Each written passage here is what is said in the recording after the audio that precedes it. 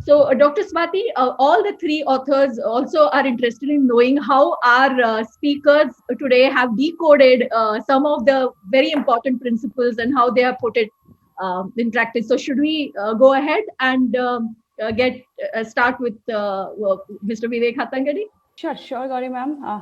I'm sure. I mean, all the three authors, are here, and every audience wants to hear them.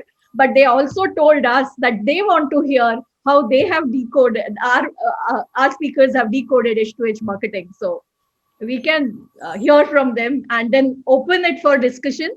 So quickly, if speakers can take Yes. us through how their understanding of these concepts are. Everybody knows Vivek sir, and he has really blessed the entire industry with his wisdom. But again, just as a formality, Vivek Hattangadi, a perpetual learner, as he calls himself, carries with him 46 years of learning experience in pharma industry. He has authored 6 books on pharma branding, marketing, and sales. He is also guest faculty in many pharma business schools and is chief mentor with Pharma State Academy, the online life science learning platform. So over to you, sir. Thank you very much. And I would like to thank Professor Kotler on the eve, or rather a few days before his 90th birthday. He has given humankind, or rather say the marketeer kind, a wonderful gift in the form of H2H marketing, the genesis of human to human marketing. However, Professor Kotler's disappointment on marketing practices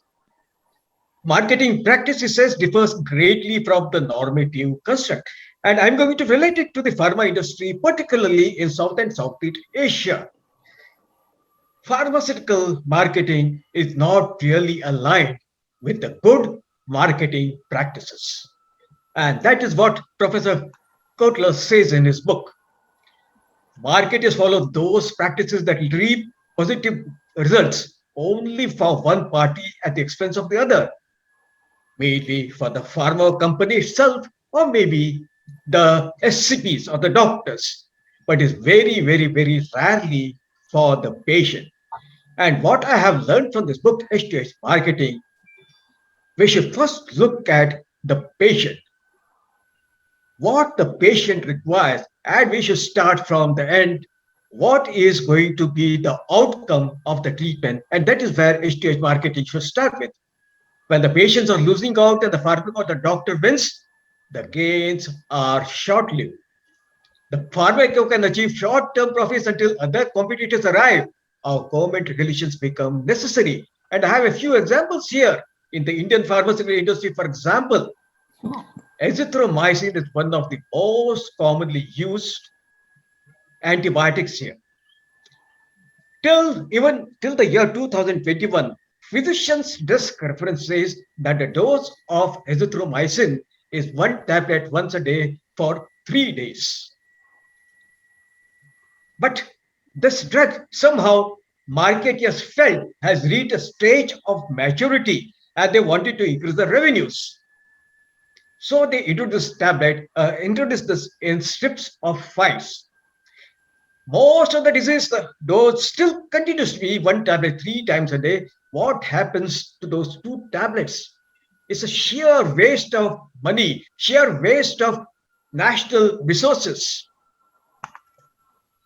And there is another ruthless example which Professor Kotler mentioned. It's a book about Daraprim, about Turing Pharmaceuticals who jacking up the price of this life-saving drug to 750 per dose.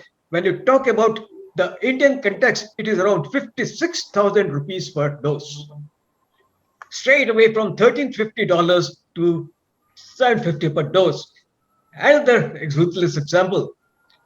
When Epiven was taken over by Mylan Pharmaceuticals, the price went to 600 times more, $608, where this EpiPen is, or other epinephrine injections are available in India for just 5 rupees for a pack of 30. With this, is it really possible to build trust? Can you people trust the pharma industry? And in a very recent study which was carried out by Pharma State and the University, Hamdard University, Jamia Hamdard University, Many of the patients, they have lost trust with the pharma companies. And the foundation for H2H mindset is trust. So H2H mindset should be anchored deeply inside the organization. It should be internalized not only by just people in the sales and marketing, but even those who produce the drugs, those who manufacture the drugs, like for example, the F&D. The F&D should align with the patients, find out what are the needs, and they should have products to satisfy those human needs of the patients. However, this kind of transition has to start from the top. Unless the owner, the CEO, the CFO, the C-suite, they change our mindset, it will be very, very difficult for the people below to accept H2H mindset. H2H mindset is basically a component of H2H market model and it's a prerequisite for H2H marketing. All thoughts and actions in marketing of pharmaceutical products should be for the good of the patients. The very reason why should a pharmaceutical company exist, the purpose of existence of a pharmaceutical company is to serve the patient. The act in a service oriented way and use the skills and knowledge for the patient's benefit and for the treatment outcome. Listening, we should listen to the patient. Only when we listen to the patients, we are able to understand their pain points. Why so many books have been written on the malpractices of pharma? And all these books have been bestsellers. And that is because we suffer from a disease. The pharmaceutical industry suffers from a disease which is called moral myopia. We are unable to see ethics. Pharma companies have introduced many drugs. We may even introduce a drug for COVID, but we have still not introduced a drug for moral myopia.